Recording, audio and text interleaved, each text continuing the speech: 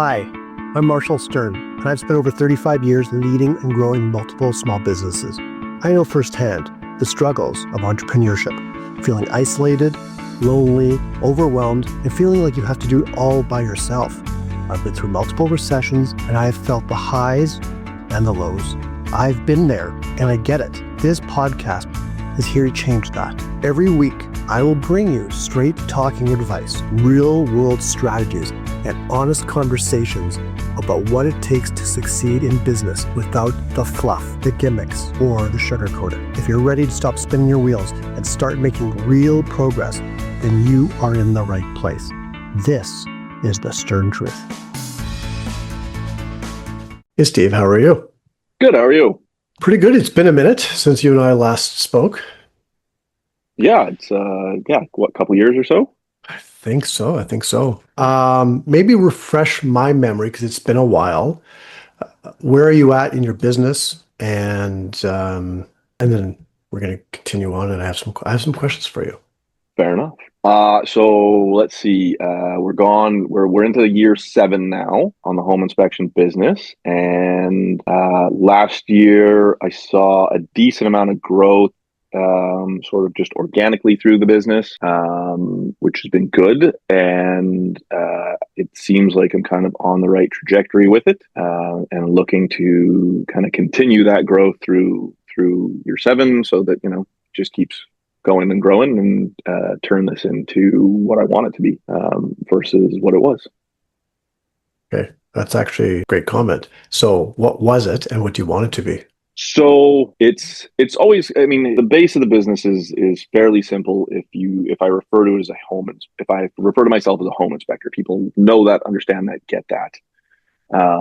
I feel that there is a whole other piece of the market that is generally untouched and available, and so I'm sort of working through some different things to get where, home inspections for real estate deals is always kind of going to be the low-hanging fruit, the easy jobs to get because people understand that.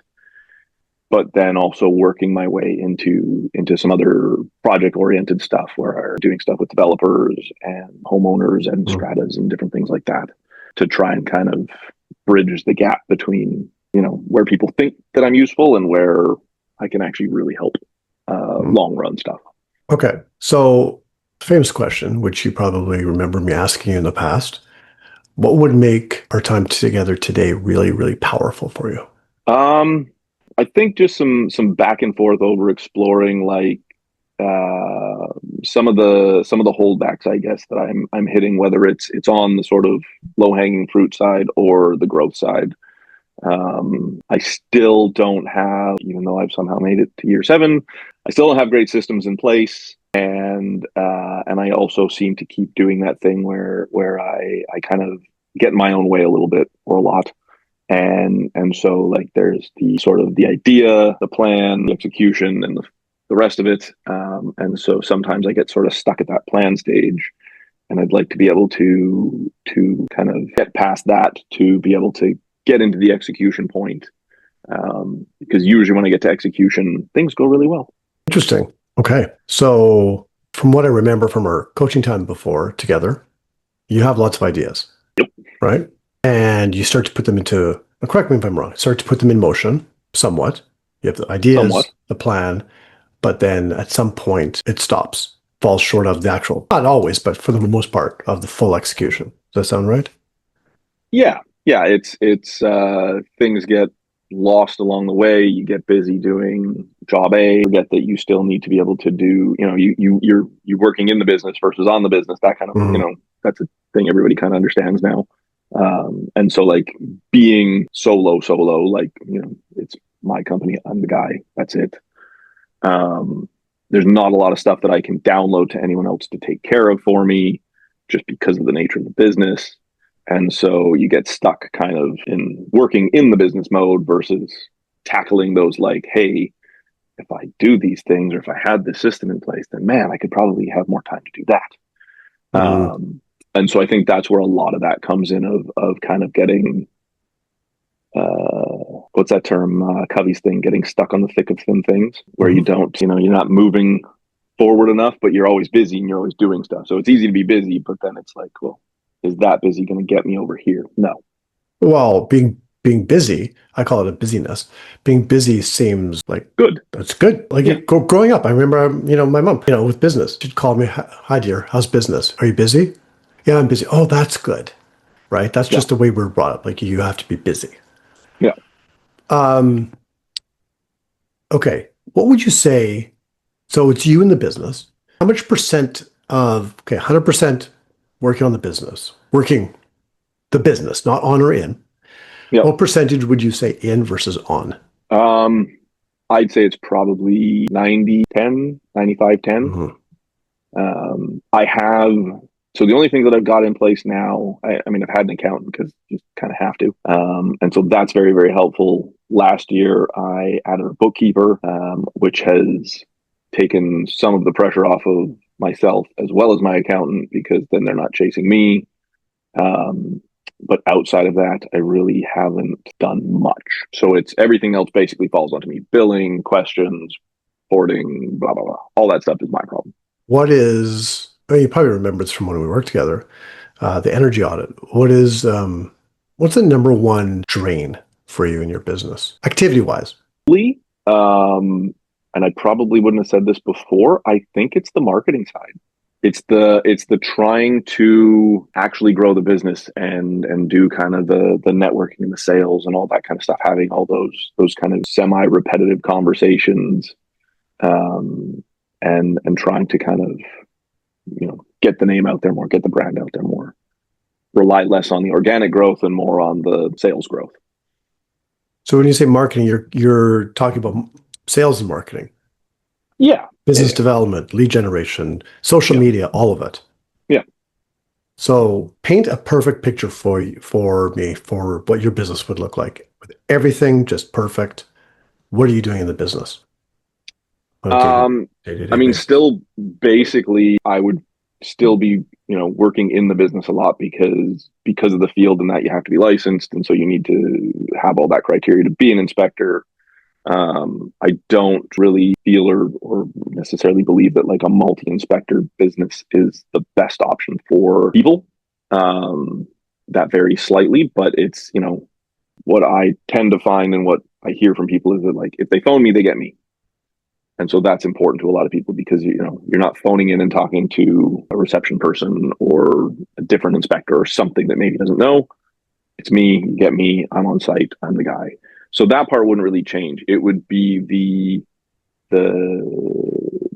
if the marketing and all that kind of stuff was kind of handled, taken care of, and the systems were in place and automated to whatever extent I can make that, then it would mean that I could focus on doing the client work, like the inspection side, the client care, the answering questions, and helping out with that piece of the puzzle, which is really kind of fun part. And then, not have to worry so much about the constant marketing and development and all that kind of stuff because that's being handled and I can focus on doing what I enjoy doing and kind of what the purpose of the whole business is in the first place.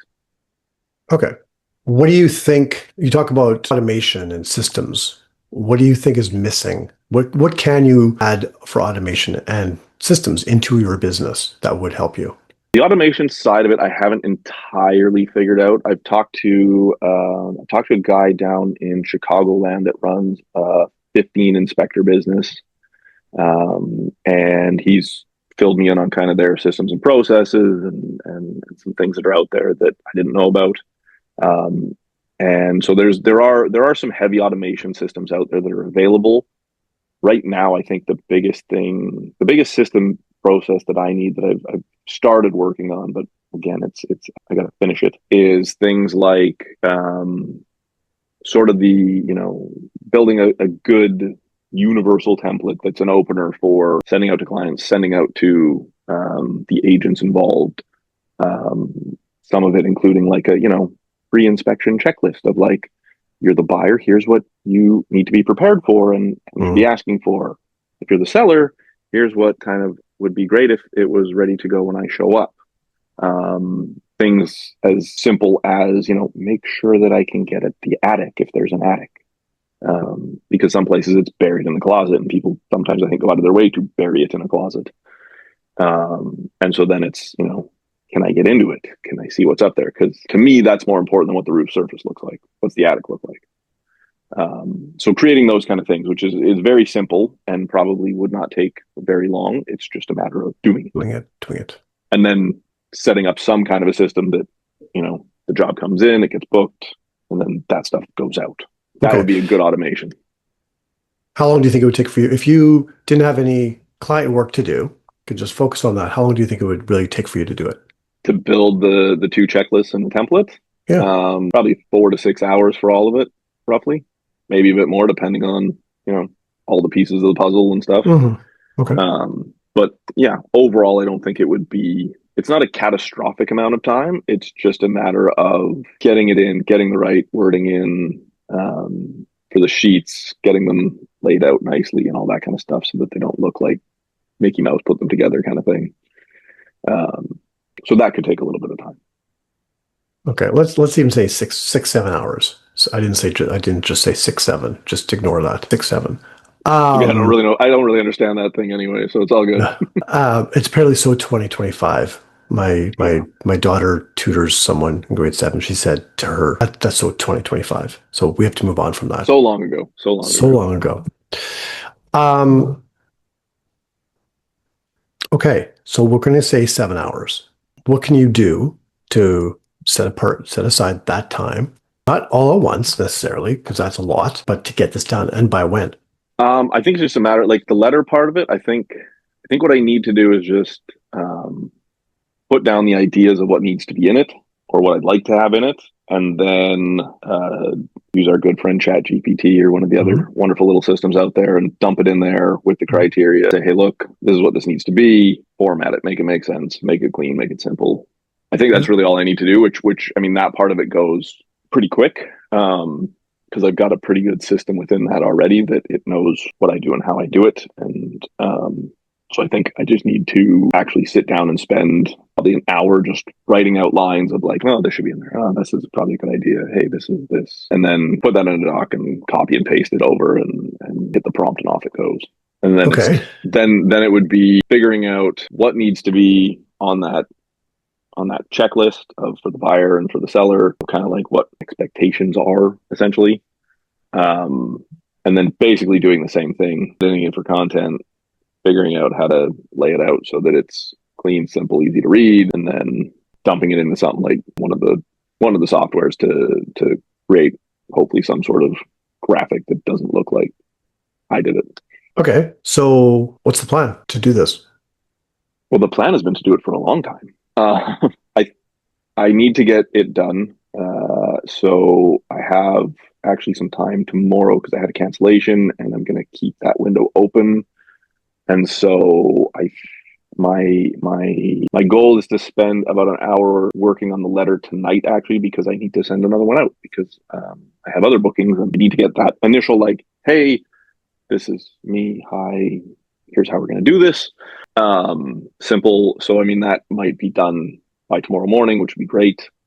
Or at least a draft of it. And then I can hopefully spend about an hour and a half before my afternoon appointment, putting down some of the criteria for probably the buyer's sheet to start with. And then from that, I can hopefully maybe flip some of that information to the sellers, because some of it's going to be similar.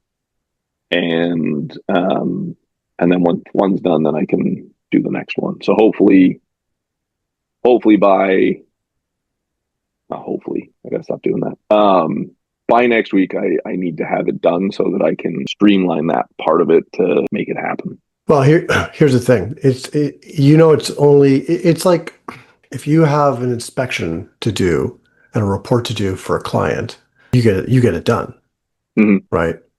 But why do you get it done? Why is that important to you? That's the job. It's a necessity, right? Like the report is the product that is essentially what the client gets. Yeah. The inspection is the time to bring all the resources together, all the inputs, everything, to be able to put it in the report, and then you got to file it out. So it's that one is usually easier for me to do because there's a timeline and an expectation on me, and so I can always kind of meet that one because that's the job. Whereas the building of the job, or the criteria of what we're talking about, is always something that can be put off because, I got this client call, or I've got to go do this inspection, or family, or whatever comes up, right? There's always an or. Yeah. And so it's getting it done without the ors. Yes. 100%. The only way that you're going to consistently, okay, accomplish anything other than client work. So we call it the on it work, right? We talked about that earlier, right? On it versus in it. Yeah. The only, first off, the fact that you're in year 7 is great. And that's like many people don't last. Many people don't last for 1 year. And then they don't, if they can get through that, it's like the 5-year mark. It's like, okay, you're in year 7. But if you want to get to year 10 and you want something that is that can grow and without you losing your mind, because that's part of it, you don't want to lose your mind, is to, you said 90-10, okay, in it versus on it, is to flip the scale back a bit more. And that means blocking. We talked about that during coaching too, I think. Blocking time. Yeah. Okay. Because you block time for your clients, you block time for writing the reports, all of that because expectation is part of the job. It's the expectation. This is also part of the job. This is part of the business part of Yeah. it. And it is easy to say, oh, I'll do it tomorrow. But then tomorrow, something else comes. So the only way any of this, whether it's marketing or systems and automations, anything on its stuff, you have to block it, and then you have to respect the block. Mm-hmm. So you already said you're going to do, an hour tonight. So what I would suggest, you just go into your calendar and you just find those blocks. Okay, I don't know. Do you use like a Google Calendar, or is it a physical calendar, or an Outlook, or Whatever, the iPhone calendar. the iCal? Or so on iCal, just put those blocks in, right? Automations, Yeah. right? And or just call it the on it block. On it block is a good thing, and then you put it on it. This block, it's going to be automations or systems automations, and block 5 or 6 or 7 of them out until it's done. Yeah. And nothing gets in the way of that, aside from emergencies. Yeah. There's always that's a normal criteria.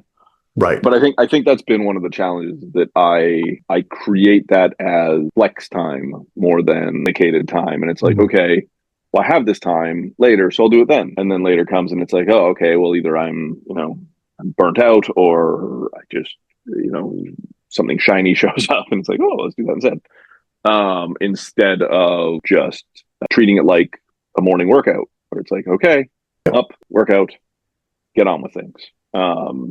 And even that, like, I've had to make it here's the time, go and work out during this time and do it. Otherwise, you just won't do it. You get busy, and then you're busy being busy, and that's the end.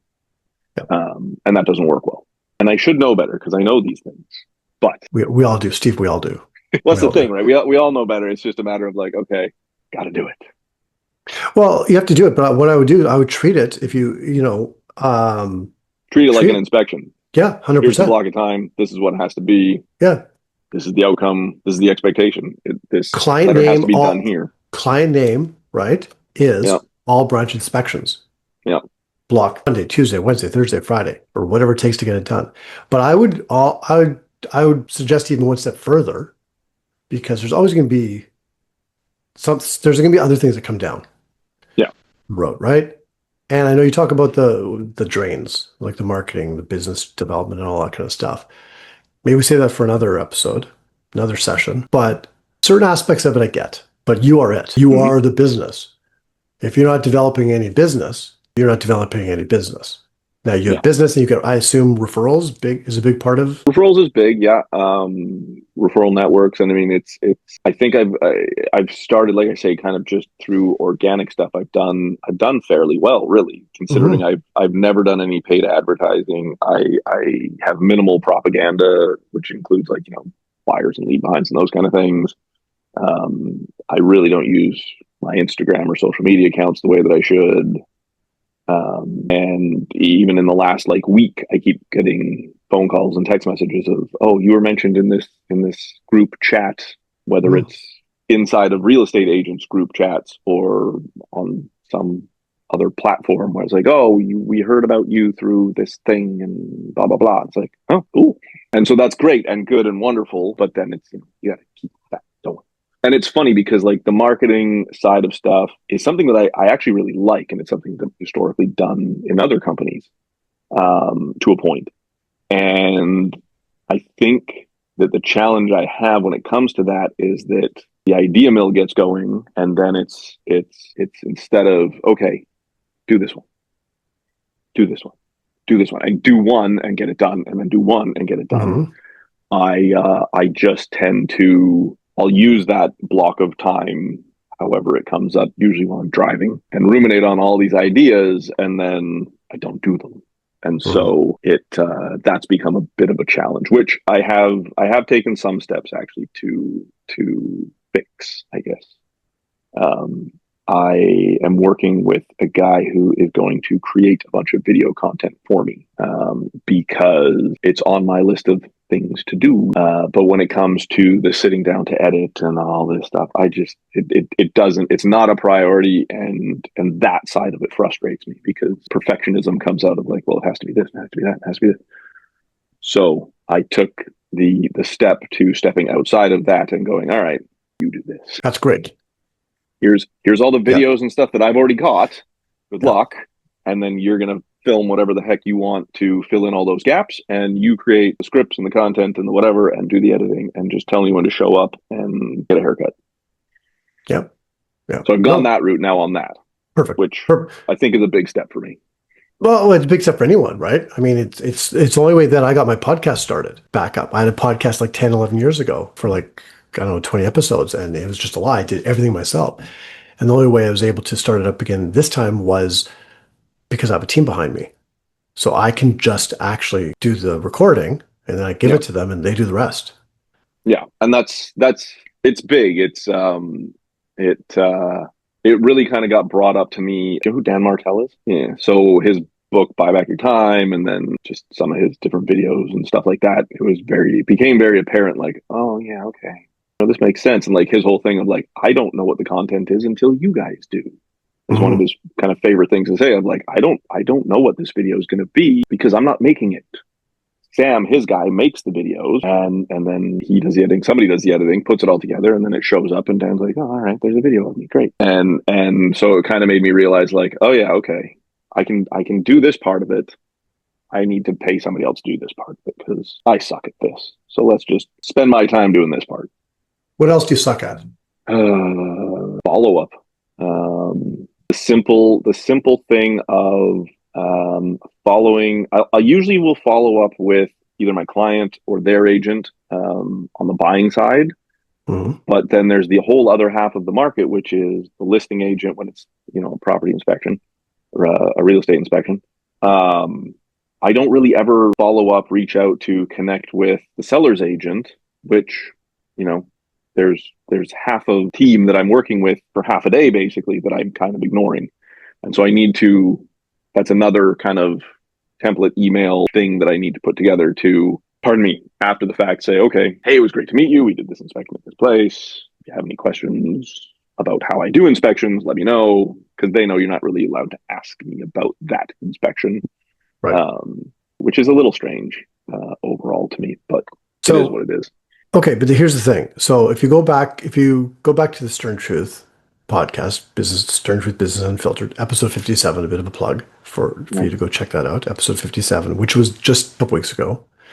It was all on, I interviewed this gentleman, he's a sales coach, and it was on hidden revenue in your business. Yeah.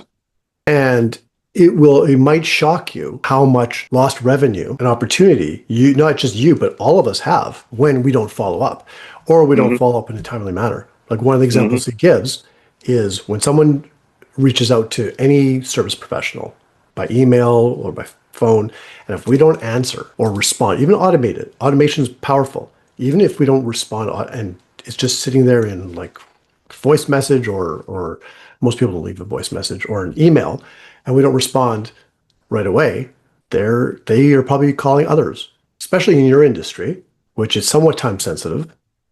They might have a couple names, and so it's not that you have to answer. So I'm not saying you have to be sitting by the phone.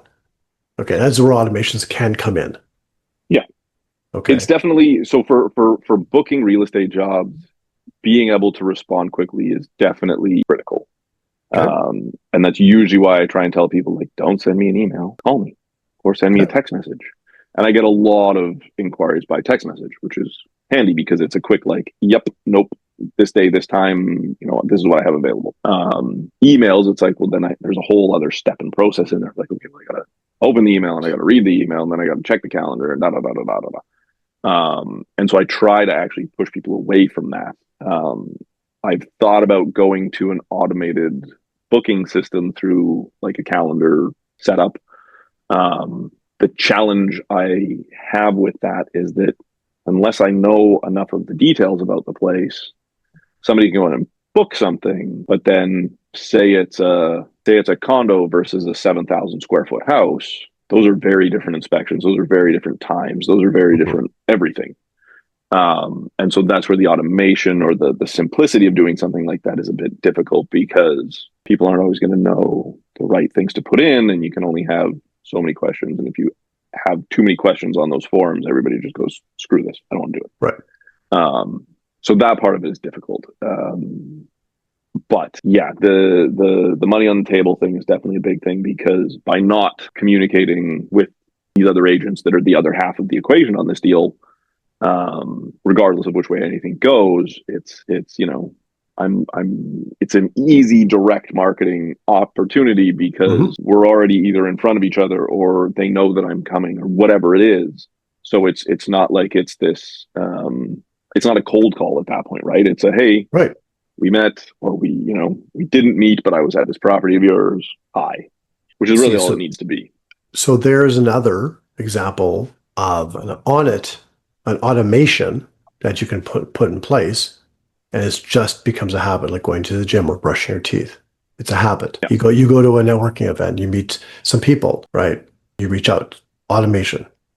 I mean, you can do it, but it's automatically, okay, this is what I'm doing. You have it set automatically through a CRM, or you can just do it yourself, but you have it, you have the email or the whatever it is, text message written, and you just basically cut and paste, customize it if you want a little bit, personalize it, and just send it off. Yeah. Because your competition's probably not doing that. They might not. be. No, most of them don't. Don't. There's probably, it's probably that same thing of, the 80-20 rule is pretty easy. So but it's probably worse than that. It's probably like 90-10 or worse. Yeah. So there's just, I know it's going down a different road, but it's all coming back to what can you do to make things automated, to make things more simple, so it's repeatable by anyone. At this point, it's you, right? Yeah. So it just, boom, it's done. It's done. And well, I think that's where building that system of like, okay, here's the onboarding process, here's the finalizing process, here's the follow-up process, boom, boom, boom, boom, boom. But it's going to take, once it's in place and implemented, that's great. That's beautiful. Yeah. But it's going to take discipline and a little bit of work to get it set up. And there's going to be other things in place. So I really highly recommend blocking the time, having blocks, throughout the day or multiple times a week at least for on-it blocks where you're working on. And it could be automations you're working on, the systems to put into the business, so you don't have to think about it. It's there. You just know. It's our onboarding, the sales process, whatever you want to call, whatever process you're talking about. But also, like even you mentioned like social media, like or on Facebook, or if someone reaches out to you because, oh, I heard your name, someone referred, like have something set up that you can, that's an easier one. That's a little bit more like bumping into someone on the street saying, oh, thank you. But like responding in a timely manner. But it all comes down to that really sexy word, discipline. Yeah. And because you have it for your clients, like you're disciplined for them. Yeah. And it sounds like you're disciplined for yourself for going to the gym, which is great, right? Because a lot of people don't. It falls on and off a little bit, but yeah, it's definitely gotten better. I did that thing where you take out all the obstacles, so the gym is actually right beside. There you go. So if you take out all the obstacles, I'm glad you went there before we close out. Take out all the obstacles to prevent you from implementing, from executing. Yeah. And one of them right now is letting everything else become more important. Yeah.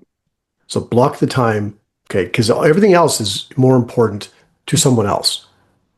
Yeah. Right? This is really important to your business. Yeah. Which, ultimately is important to me, which ultimately is the whole goal of this anyways, is to provide and to have a life and all those kind of things, but continue doing something that I like versus going and working for somebody else and doing something that they like. Yeah. So what can I hold you accountable for? Say, there we go. Because hang on, you asked for it, my friend. You asked for No, it. I know. Because your clients hold you accountable, the realtors and all this, everyone holds, your family holds you accountable. What can I hold you accountable for? Three things. Maybe sounds like a lot, but I don't think it is. We're going to get an intro email done that's really client based. We're going to do a follow up email for the agent that I'm dealing with on the buyer side, so the client's agent, and a follow up email for selling agent. Client intro is first priority. Follow up emails are going to be pretty much the same. I think they can probably be pretty much the same, other than like a hey, good to see you again to hey, nice to meet you. And yeah, those I think those three things are sort of, not to take the easy road, but the simplest and the quickest things that I can do that are going to have a positive effect on everything. And I need to write a new client intro email today, anyways, for one that just got booked for next week. So I have to do that anyways. So I will just do that and then edit it through and clean it up a little bit and then save it as a template and see how that one works. And if I need to tweak it or I feel like something's missing or whatever, then I can do that after the fact. But at least that one will be done tonight because I want to get that out of the way. And then, what day is it today? Today's Tuesday. By the end of the week, I should be able to have one of the follow-up emails done to the agents, to like the buyer's agent side. And then, like I say, that should be something that's, the inverse of it becomes the one that goes to the seller's agent. So why not just do both? That's what I mean. So once I write the follow-up for that one, then I can just see, if I change this word and this word and this word and this word, that should be done. So the two of those basically get done at the same time. And so those are done and out of the way. And yeah, that can all be done this week because it's only Tuesday. So the checklist you originally talked about, is that part of the intro email or is that something separate? Ultimately, it would be part of the intro email. But I think that would come once these ones are done. I think that's the next one. Okay. Is that checklist thing because the plan is to make it a PDF attachment so that it can be printed off or used or whatever, not just here's a bunch of text that no one's going to read. Here's a PDF that's bullet point and tick box style so that it's like, oh, this is easy to follow and I can read it versus here's a block of text that no one's going to look at. And when are you going to have that completed by? Next Friday. Not this Friday, next Friday. Okay. Yeah. For these three emails is for this week. Okay. Because I think that's actually achievable based on my schedule at the moment. Perfect. And that would make getting the checklist done by next Friday. Okay. So one thing I'm going to add to this, which is going to obviously, it's going to help you with this, is going in when we're finished this session today, go into your iCal and block the time for all this. Yeah. So it doesn't come up to, especially the checklist, because the one tonight's easy because you have to do it. See, that's the thing. You have to get it out. Someone's waiting for it, or it's expected. Well, I've written it like 20 times or 50 times or 100 times, right? Like it already exists. I've been doing it for 7 years, but I've just never saved it as a template. So I just have to write it out, make it into a template that I can just then grab and off I go. Okay. One last question before we go. Where are you grabbing it from? Where are you going to put all these automations and these systems and processes? Where are you going to keep them? How do you mean? Well, where's that template going to get saved? Yeah, we're going to save all these documents.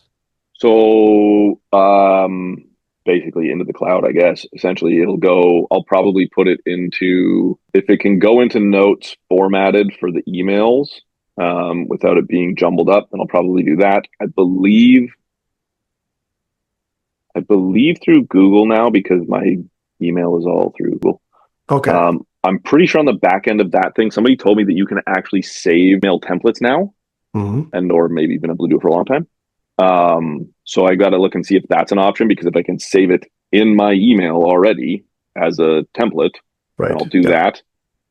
Worst case scenario, I can save it as a draft in my mail app. And then I can always just open the draft, copy, paste. Yeah. And you can also And everything, you can also keep everything like in just like a Google Drive or something, right? Like just Yeah, as a document, like that's not email related, like the checklist, the PDFs and all this. Yeah. those can go somewhere else. But I think Yeah. and they can be saved in the mail format too, because then it's where it needs to be essentially. But yeah, Um, the email, you're right. I think in Gmail, I know in Outlook for sure, but in Gmail, even if you put it in the, I don't know if you can do an attachment, possibly. You can create a signature yeah, and just change, just select the signature you want. New email or sorry, new client email, follow-up email, just change it, right? The signature yeah, each time. And then you don't have to yeah. keep rewriting. They just alter it, customize, put the name in, change whatever I never else. thought about doing it as a signature, but yeah, you could write the whole email as a signature. Yeah, that's what I used to do when I had my when I had my sign company. It wasn't a lot, but if I had like a signature for estimate requests. So if Yep. someone sent me a request, I just went into that signature and it was just like whatever. I can't remember what it was, but it was like, thank you for your contacting us and your estimate request, blah, blah, blah. See attached. And I had a few different ones. I would just like Yeah, I that never one. thought about doing it that way because yeah, you could just save them as a signature, and essentially that would work too. Yeah. Yeah, that's the thing. So once I get it written, I'll just have to figure out where the best place Yep. is, and then have backups. Right? That's the thing that I've always found is that like you'll save it in one spot, and then all of a sudden you realize like, oh, I don't have access to that right now. Shoot. Yeah. Yeah. Yeah. Okay. Yeah. Now where do I get it? And that's where like putting it in notes came to mind because I was like, well, notes is usually pretty easy because every one of my devices talks to each other, which Right. is good and terrifying. Um, Yes. but then it's there and it's easy to find and all that kind of stuff. But yeah, signature is actually not a bad way of doing that because yeah, you can put whatever you want and save it as a signature, call it what it is. Yeah. You just literally click signature Yeah. and you're For there. sure. Yeah. Yeah, I never thought about There doing you it that go. way. That's good. There you go. Wasn't that worth the price of admission? Absolutely. Always. Okay. Any parting thoughts, insights, takeaways? You got a lot, not a lot, few different things to work on, but it really is just about being intentional, blocking the time and respecting the block and just doing Yeah. it. Yeah.